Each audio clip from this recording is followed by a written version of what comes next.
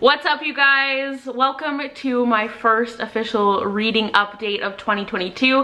After all of the positive feedback on my 2021 yearly reading recap, I've decided that I'm going to do these videos every second month. So as you can tell from the title of today's video, I'm going to be sharing and reviewing every book I read in January and February. Couple quick things. I got COVID last week and I'm like just on the cusp of feeling better, so if I seem a little low energy or out of breath in this video, that is why.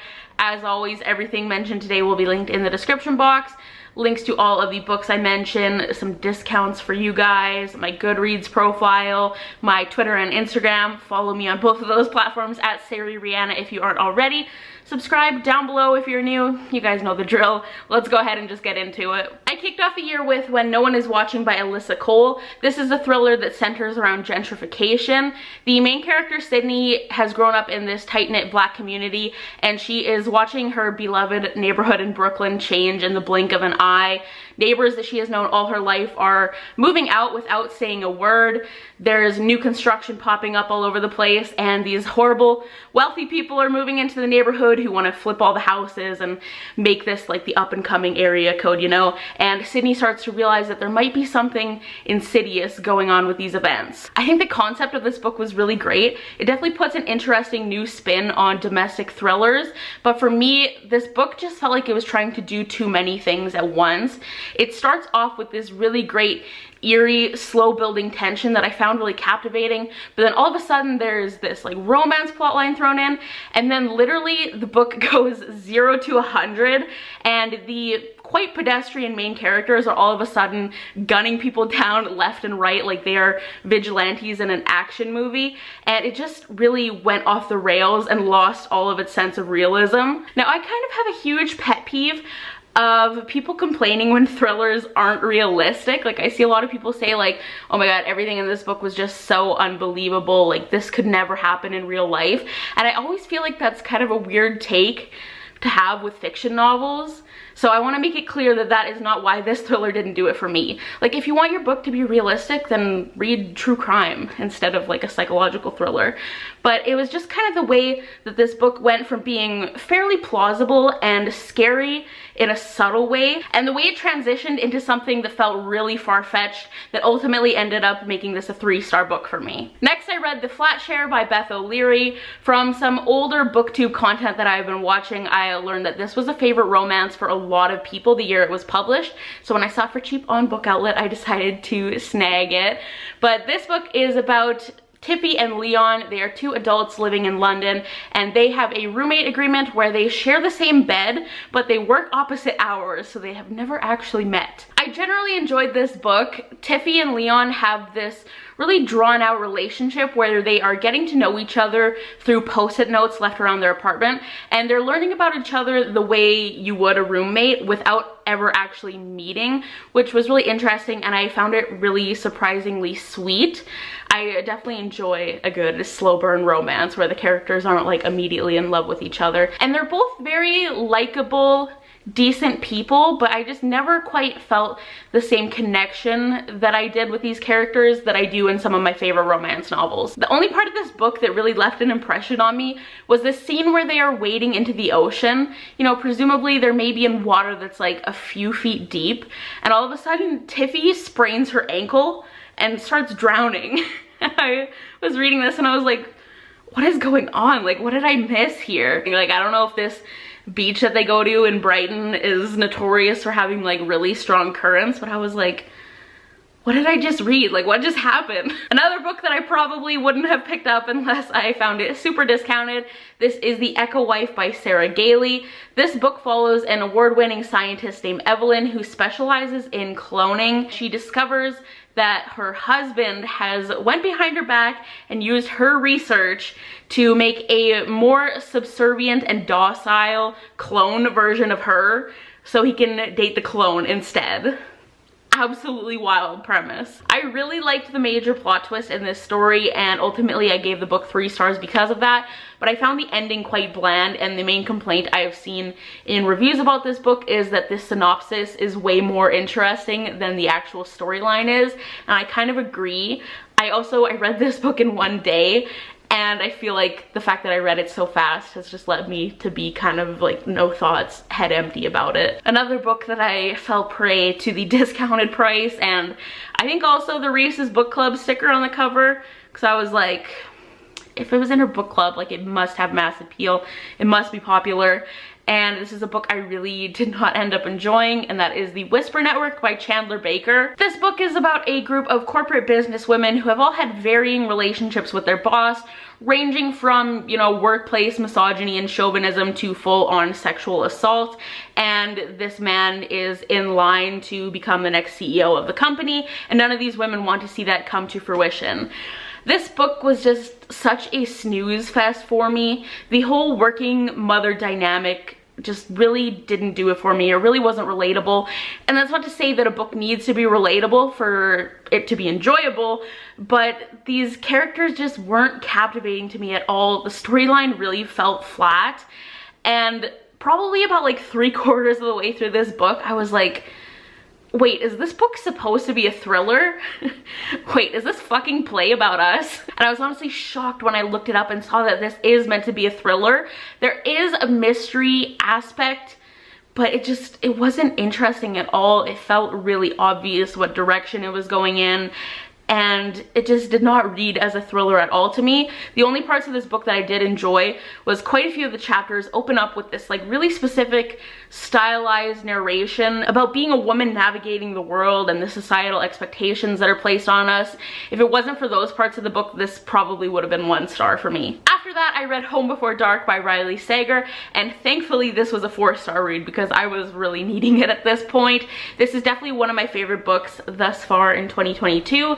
This story is about Maggie. When Maggie was a young child, her family moved them into a historic Victorian manor, and they only lived there for 3 weeks before they had to flee in the middle of the night. And Maggie's dad has since become a best-selling author for his nonfiction account of what went down when they were living in this house. Maggie has always really resented her father for making up these lies and these ghost stories, and how it has complicated her life. So when her father dies, she inherits the house, and she decides to move in to try and figure out what really happened in those 3 weeks. I definitely like this more than Lock Every Door by Riley Sager. It had the same spooky atmosphere, but I feel like the ending just panned out way better, and the twists were a lot more satisfying. You really don't know what is really going on until the very end of the book. Like, it really keeps you guessing, and I was genuinely frightened while I was reading this. Like, there's this recurring thing that happens where the dad is waking up at 4:54 a.m. in the morning because he hears this huge thud on the floor above them. And while I was reading this book, I kept waking up in the early hours of the morning, and after being awake for a few minutes, I would always glance at my clock and it would be like 5 a.m. and I was like, wait, am I starting to wake up at 4:54 every morning? So this book definitely got under my skin. I think for me, I'm a little bit of a baby, and this book was kind of the perfect balance between thriller and horror. So I would recommend, if you're kind of the same as me, where like you want to be a little bit frightened but you don't want to be like crying yourself to sleep every night. I have another book by Riley Sager that I'm going to read right away, and fingers crossed that's going to be my 5-star read from this author. After that, I picked up A Quiet Kind of Thunder by Sarah Bernard. I hope I'm saying that right. Definitely a book I picked up for the cover, I'm not going to lie. But this is a YA romance about 2 teenagers. One of them has selective mutism and the other is deaf. I think it is worth noting that I tried to find reviews from people in these communities to see if they felt like the depiction of these characters was respectful and accurate.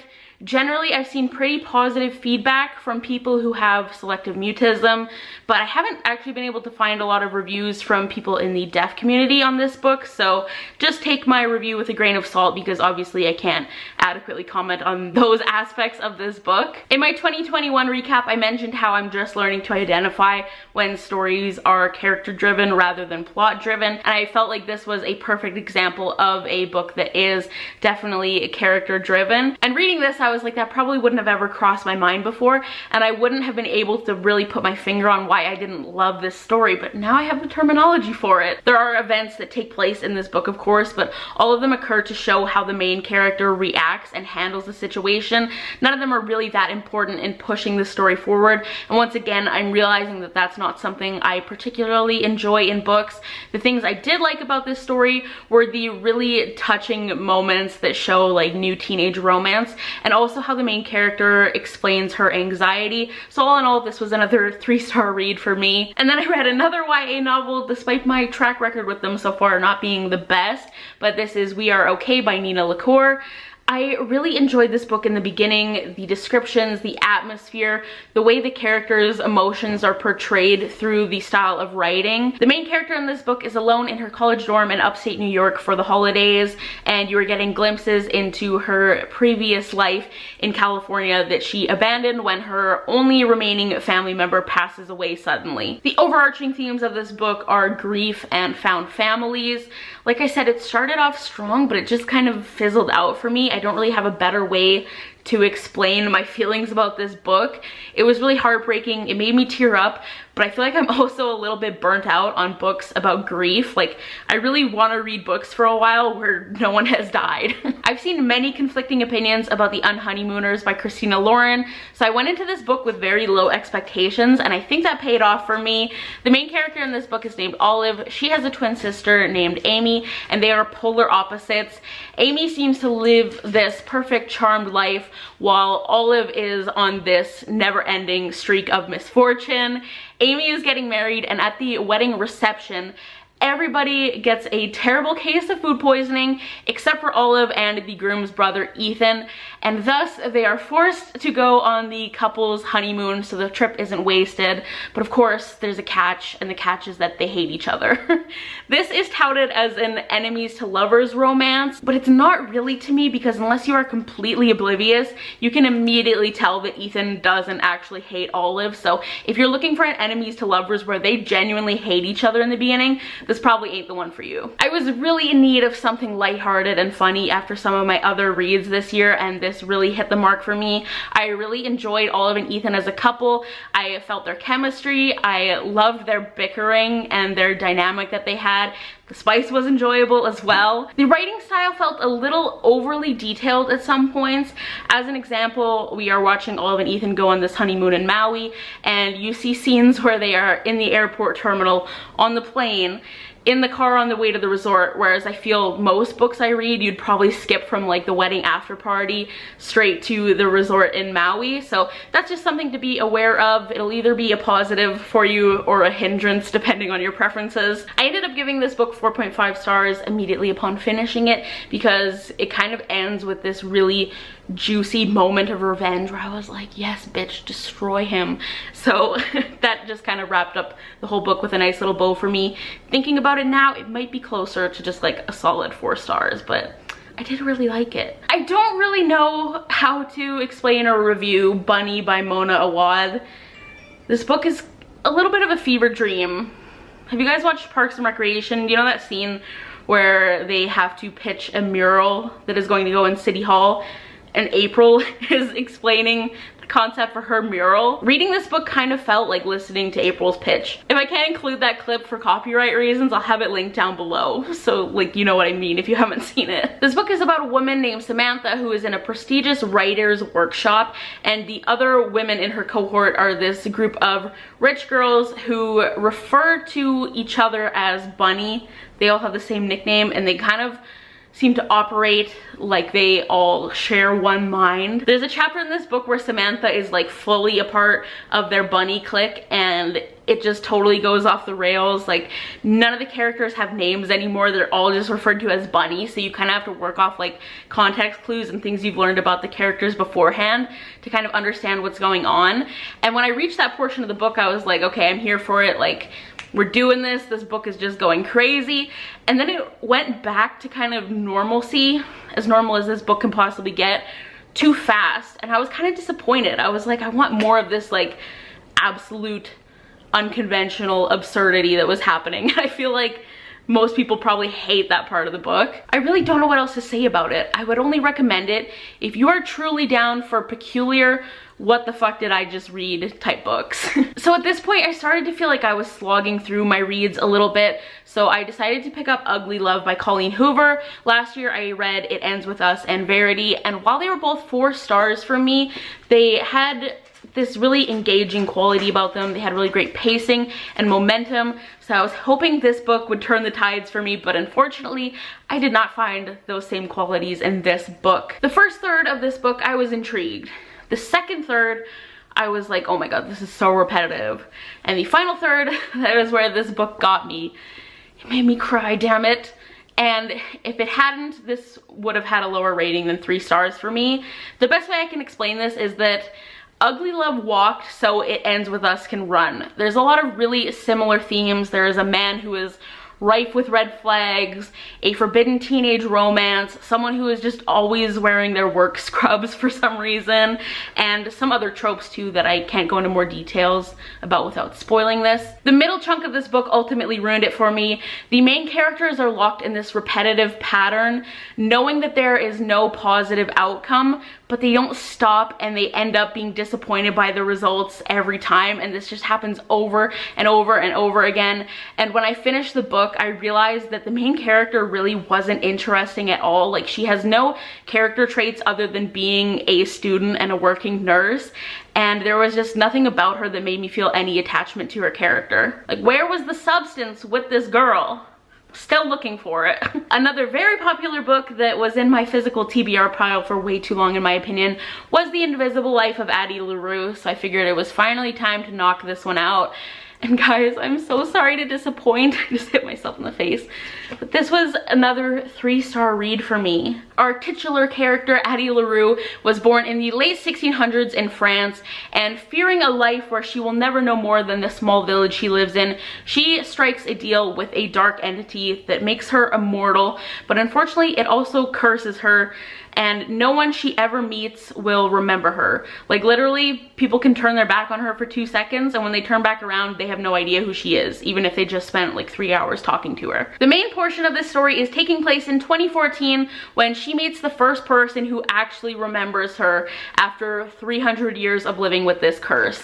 There were parts of this story that I loved so deeply. There's a character who we get glimpses into his life where he feels just like this turmoil and anguish over feeling lost and having no direction that I really related to. And I also loved Addie's ties to the world of fine art and how she still figures out ways to leave impressions on the world through art and music. I just wanted more interesting content in the flashback chapters. Like, this character has lived for 300 years. She has lived through so many monumental pieces of history, but all you really see is her relationship with this devil or dark god who has cursed her. Like, there are so many chapters in this book that can literally be summed up by the devil being like, come on, surrender your soul to me. And Addie is just like, nah. I really wanted more from this premise, so as a result it lives in that 3-star space where I don't regret reading it, but it didn't blow me away either. And finally, I listened to one audiobook over these past couple months.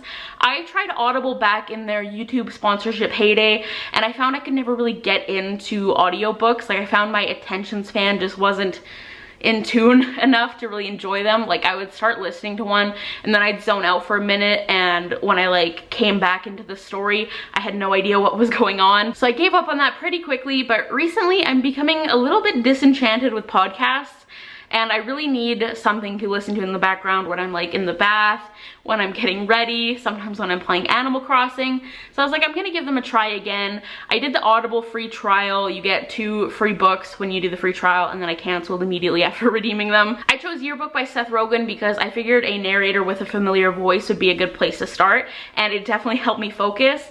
I am very blessed to have had many of my formative years during the golden age of stoner comedy, you know, Superbad, Knocked Up, Pineapple Express.